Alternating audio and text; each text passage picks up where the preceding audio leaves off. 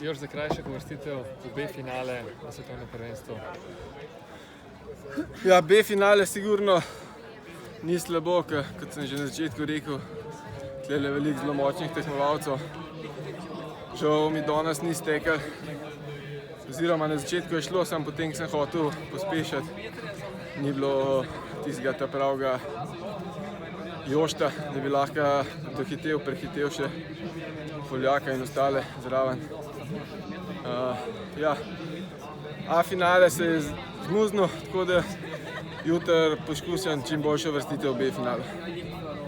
Zdaj se je vrstila tekma za tekmo vsak dan. Tega tempota smo navajeni, tako da to niti ni problem, tudi na treningi so intenzivni v času pred tekmo, tako da to ni težava.